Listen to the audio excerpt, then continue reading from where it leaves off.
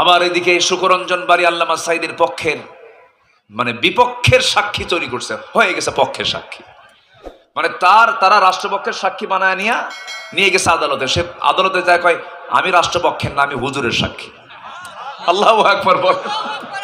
তার সঙ্গে আমার দেখা হয়েছে, আমি গেছি পিরোজপুরে, এবার মাহফিল ছিল 17 অগাস্ট আল্লামা সাঈদী ফাউন্ডেশনের মাঠে। তো উনি দেখা করতে আসছে। তো বললাম আপনি হিন্দু এখনো আছেন কেন? আপনার চাইতে আমার দেশের অনেক আলেম আছে, আপনার চাইতো খারাপ। কি কথা কি বুঝতেছেন আপনারা? আলেমের পরিচয় বহন করে, কিন্তু আপনি একজন হিন্দু হয়ে জীবনের ঝুঁকি নিয়ে আপনাকে হত্যার পরিকল্পনা করেছে। তাকে দমদম এয়ারপোর্টে 5 বছর আটকে রেখেছিল এই ভারতে। তো বললাম আপনি যখন এত কিছুই করলেন, খালি একটু কালেমা পড়েন, লা ইলাহা ইল্লাল্লাহ। আবু তালেব ভয়া লাভ কি? বোঝেন নাই? আবু তালেব ভয়া লাভ কি? একটু কালেমা পড়েন। ও মুসকি মুসকি হাসি মারতেছে। তো আমি লাইনে আছি, খুব চেষ্টায় আছি, একটু যোগাযোগ মাঝে মাঝে রাখি, দেখি তো একটু কালেমা পড়ান যায় নাকি।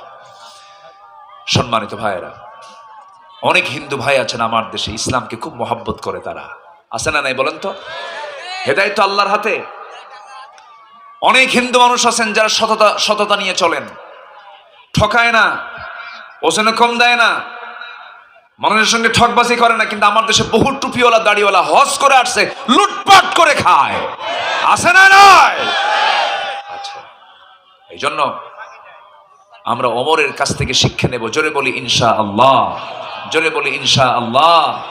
তিনি অসুস্থ, ওমরে ফারুক কি অসুস্থ, মধু লাগবে, মধু নাই। রাষ্ট্রের তহবিলে কিছু মধু আছে, এই মধু নিবেন কেমনে নিবেন? নিতে পারতেছেন না। নেন কেন নেব না? জনগণ যদি আমাকে না নিতে বলে আমি কি নিতে পারি? আমার তো হারাম হয়ে যাবে এটা। জনগণের কাছ থেকে পারমিশন নিলেন, আমি কিছু মধু খেতে চাই, আমার অসুস্থতা আছে। এরপরে তিনি মধু নিলেন। কি জবাবদিহিতা ছিল! রাষ্ট্রের কিছু মধু পেয়েছেন, 1 বোতল মধু। কয় বোতল? 1 বোতল মধু নিয়ে বাড়িতে বউকে এসে বলতেছে, বউ আমার এই যে মধুর বোতল পেয়েছি, 5 ভাগ করতে হবে, আমি এবং আমার প্রতিবেশী মোট 5 জন, 5টা ভাগ করো। বইয়ের হাতে দিয়ে বললেন এটা ভাগ করো। কিছুক্ষণ পর বলছেন আমার স্ত্রী রাগ করো না, আমি তোমাকে ভাগ করতে দেবো না, দাও। আবার বোতলটা হাতের মধ্যে নিয়ে বলতেছেন যে আমি তোমাকে ভাগ করতে দেবো না, আমি অন্যজনকে দায়িত্ব দেবো। আচ্ছা বলেন তো, আমার আপনার বউ যদি এই পরিস্থিতির শিকার হয় তাহলে কি হতে পারে? সবাই চুপ করে আছে, মনে হয় সবার বউ মনে হয় রাবিয়া বস্ত্রী হয়ে বসে আছে মনে হয়, নাকি? হ্যাঁ, লাগবে, কিছু লাগবে, গ্যাঞ্জাম কি লাগবে? মনে হয় লাগবে নাকি? বলবে এই 50 বছরের, 30 বছরের, 20 বছরের সংসারে তুমি আমার এই মন করতেছ, কি বোঝেন নাই? শুরু হয়ে গেছে। কিন্তু না, সাইয়েদনা ওমর ফারুকের স্ত্রী তো ওরকম না। উনি ভাবতেছেন মনে হয় কোন একটা কারণ আছে, একটু মন খারাপ করেছেন যে এটা কেমন হলো। উনি চলে গেছেন অন্য বাড়িতে। সেই প্রতিবেশীকে ডাক দিয়ে বলছেন, ও প্রতিবেশী আমার, এই মধুটা ভাগ করো, 5 ভাগ করে আমাকে 1 ভাগ দাও, বাকি 4 ভাগ তোমরা সমান ভাগে ভাগ করে নাও।